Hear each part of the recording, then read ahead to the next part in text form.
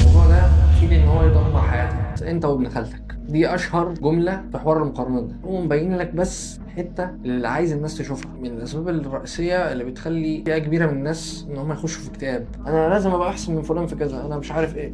يا عم بالراحه. احلى حاجه ان الواحد لسه ما اتشهرش فمحدش هيمسك عليه حاجه. انا هخاف من ايه؟ ازيكم عاملين ايه؟ معاكم عمر. خليها من غير مقدمات. اصل انا شايف ان حوار مقدمات اليوتيوب ده عفى عليه الزمن. يعني اللي هو ايه، السلام عليكم معاكم فلان من قناة علان. فاهم الحوارات دي بقى خلاص فاكسانة. طبعا انا بصور والشمس متعامدة على دماغي عشان معيش فلوس اجيب اضاءات. حسنة قليلة تمنع بلاوي كتير، غلبان واستحق الصدقة يا بيه. طب حط لايك، اعمل كومنت، اعمل اي حاجة بحيث ان انت تشوف تطور في الكونتنت content. عامة. يعني انا اجيب اضاءة، يعني اظبط بدل ما انا حاطط بطانية عشان عشان الدولاب ما يبانش. طيب انا طقت في دماغي ابدا سلسله. تمام. السلسله دي هنتكلم فيها عن مواضيع، يعني ايه، مواضيع عامه، رايي في حاجه مثلا او كده. ممكن رايي ما يعجبكش او انا اشوف بعد كده ان رايي ما كانش انضج حاجه، بس انا ايه، هقول رايي دلوقتي اللي انا مقتنع فيه. ولو عندك راي مخالف او عايز تتناقش معايا في الكومنتات اهلا وسهلا. ماشي. النهارده هنتكلم عن ايه؟ هنتكلم عن موضوع المقارنات.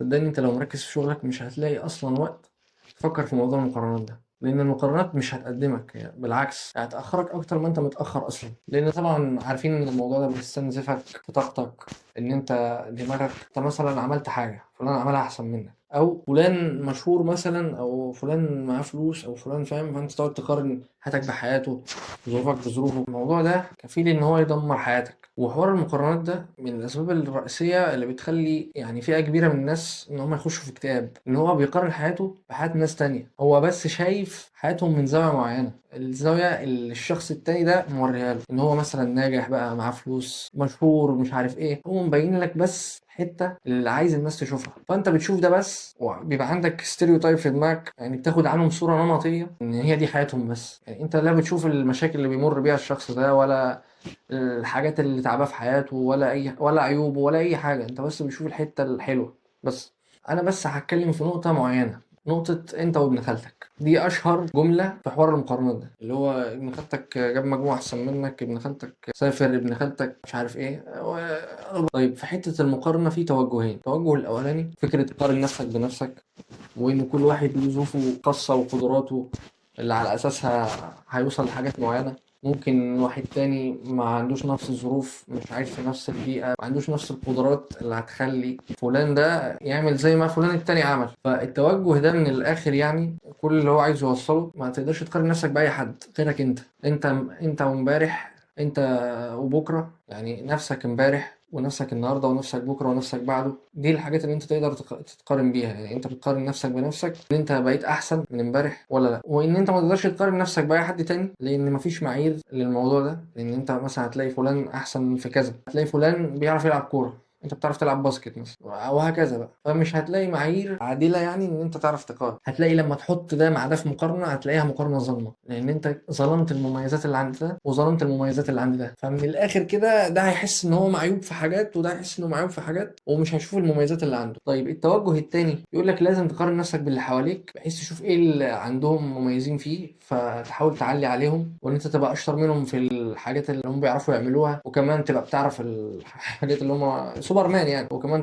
تبقى بتعرف تعمل الحاجات اللي هم ما بيعرفوش يعملوها. وبالتالي فرصك بتزيد ان انت بتبقى متفوق عن الناس كلها، ان انت قارنت نفسك بيهم. فالتوجه ده محتاج ايه؟ محتاج تبقى متزن قوي. يعني ايه؟ يعني في واحد بيشوف اللي حواليه مثلا فبيحبط، في واحد تاني شاف ان ده كويس في ده، فانا هحاول ابقى احسن منه في كذا. هو ده بيفكر ازاي؟ بيفكر ان هو عشان يبقى عنده مثلا فرص اعلى في ان هو يتوظف في حته معينه، او ان هو يعرف يوصل لشيء معين. فاهم؟ لان بصراحه برضو يعني انت دلوقتي رايح تعمل انترفيو في شركه، وفي 100 تانيين هيعملوا نفس الانترفيو ده لنفس الشغلانه، والشركه دي محتاجه مثلا ثلاثه بس من ال 100 دول. يا ترى الثلاثه دول هيبقوا انهي ثلاثه؟ هيبقوا احسن ثلاثه. ماما، هو انت غضبان عليا؟ اصل ده غضب والدين اللي انا فيه ده. مفيش حد كارير وعامل كده وامه بتدعي له ابدا. فالتوجه ده برضو ما تقدرش تقول ان هو غلط 100%، ولا تقدر تقول انه صح 100%. لان هو مهم. انت لو مش اعلى من الناس اللي حواليك فرصك قليله قوي. فبصراحه التوجهين بالنسبه لي يعني بيكملوا بعض، لا تقدر تقول ان الاولاني صح 100% ولا تقدر تقول ان التوجه التاني صح 100%، بس انت محتاج الميكس بين الاثنين. فرايي الشخصي ان انت تدمج بين التوجهين دول بس بما يرضي الله يعني. اصل في واحد يجي في التوجه التاني ده يقول لك طب ما انا عشان اتفوق على اللي حواليا ان انا اوقعهم. هو انت مش شرط تعرف توقعهم يعني، بس انا بتكلم ايه يعني، انت لو في شله صحاب عايز تبقى احسن من صحابك، ففي ادمغه ربنا يبعدنا عنهم يعني ينيم ده اللي هو ايه، يلا يلا نلعب يلا نعمل يلا نسوي، وهو ايه مدكن بقى وشغال شغل صهاينه يعني. فانت يعني خد الامور يعني بما يرضي الله كده، لا تحقد على حد، لا تكره حد عشان هو احسن منك في شيء معين، او ان انت تشخصنها انا لازم ابقى احسن من فلان. انت هتقارن نفسك بنفسك لان انت قدراتك مش زي قدراتهم زي ما قلنا، وان المعايير بتختلف، وان ظروفك غير ظروفهم، البيئه اللي انت عشت فيها غير البيئه اللي هم عاشوا فيها. فانت حاول تاخد الحاجه الكويسه من كل توجه فاهم وتطبقها. يعني انت في سباق مع نفسك في الاول والاخر، وفي سباق مع غيرك برضه، بس لو انت ركزت في السباق اللي بينك وبين نفسك كده كده هتعدي في السباق اللي بينك وبين غيرك. ما انت طالما انت اصلا عمال تطور من نفسك كل يوم، طب ما انت طبيعي وانت ماشي هتلاقيك اتطورت عن فلان وعلان من غير ما تقعد تتعب دماغك وتفكر بالتفكير اللي هو ايه انا لازم ابقى احسن من فلان في كذا انا مش عارف ايه. يا عم بالراحه. وانا عارف ان كده كده في اي مجال شغل مش هيعترفوا بفكره اصل انا بنافس نفسي بنفسي والكلام ده، هم هيعتبروا انت احسن ولا اللي جنبك. بص طول ما انت شغال على نفسك كده كده ما تخافش يعني، ان شاء الله هتلاقي فرص، بس لازم يبقى عندك وعي برضو شويه بفكره ان لو لقيت مثلا سوق العمل كله معاه انجليزي وانت معكش انجليزي، طب ما انت كده بعيد قوي. دي ما فيهاش فكره قارن نفسك بنفسك وقارن نفسك بغيرك يعني، دي بتبقى حاجه مطلوبه. معرفش انا ايه اللي دخلني في سوق العمل والكلام ده، بس احنا بنتكلم في المقارنات برضو والشغل وكده. فانت خليك في اللعب النظيف ونظريه الوين وين، فحاول تحسن من مهاراتك وتعلى بالحاجه اللي انت كويس فيها عشان تبقى مميز فيها اكتر، وخليك بص قدامك مالكش دعوه بحد، وركز على ان انت تشتغل على نفسك. فانت عشان ربنا يبارك لك لا تكعبل حد او تعطله علشان تبقى احسن منه يعني، ما تعملش الحركات دي. وعشان برضو ربنا يبارك لك ما تكرهش الخير لحد. طول ما انت بتسعى وبتعمل اللي عليك خلاص اكيد ربنا هيكافئك ان انت بتحاول تعمل اللي عليك.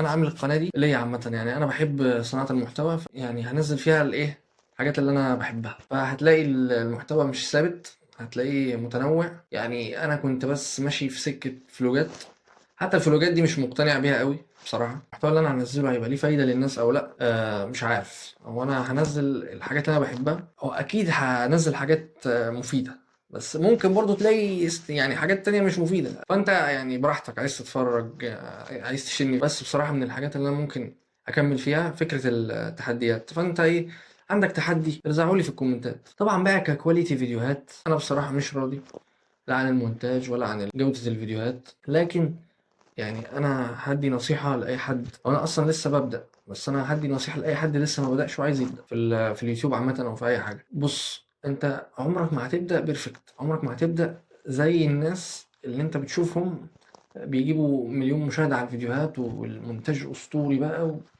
ومكسرين الدنيا فاهم. كده كده البداية هتكون وحشة، انا مش بحبطك بس صدقني كده كده البداية هتكون وحشة. وكل فيديو يعدي او عامة في اي مجال، بس انا عشان بتكلم في نقطة المحتوى عامة، كل فيديو يعدي تتعلم منه حاجة، سواء مثلا جالك تعليق سلبي الناس فكرت فيك حاجة، انت مثلا قلت انا جات لي فكرة هزودها المرة الجاية، لا انا هتطور شوية في المونتاج، هاخد لي كورس مونتاج في كورس فوتوشوب عشان اعمل ثامب كويس مثلا. فانت كل فيديو بيعدي صدقني هتتطور. بس لو انت فاكر ان انت هتبدا تبقى زي اللي بيجيب مليون مشاهده فما تبداش. ولو فاكر ان انت هتبدا حتى ولو جوده الفيديوهات بتاعتك حلوه ومنتجك حلو، لو فاكر ان انت اول ما تبدا هيجيلك بقى مشتركين ومشاهدات ولايكات وبتاع، برضه ما تبداش. لازم تخش وانت مطنش يعني ايه يعني، ما تستناش حاجه. جات لك حاجه زي الفل، ما جالكش حاجه تزعلش. ساعات بنزل فيديو ما بيجيبش 100 مشاهده بس اللي هو مش مهم يعني، طالما انا مستمر. اهم حاجه ان انا استمر يعني، ان انا قطعت كذا مره تقريبا، نزلت 4 فيديوهات بعد كده قطعت عشان بقى ثانويه وكده والامتحانات ولازم اركز وبتاع.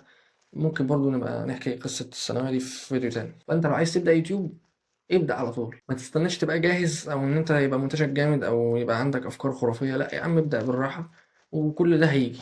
لكن لو بتسالني انا راضي عن الفيديوهات اللي فاتت او لا، بصراحه لا. بس فكرة إن أنت تستمر أو إنك تبقى موجود أحسن من إن أنت تبقى قاطع تماما يعني. أنا ممكن أنزل لك فيديو مش هيبقى احسن حاجه، لكن انا موجود او انا بحاول استمر او انا اكيد مع الوقت الفيديوهات هتبقى احسن من ان انا يبقى في دماغي ان انا عايز اعمل الحاجه يا اما بيرفكت يا اما ما اعملش، فده هيعطلك وهيخليك ما تعملش اي فيديو اصلا. مضطر استحمل ان الشمس تبقى متعامده عليا عشان ابوس ايدك، شجع الشباب، شجع الشباب.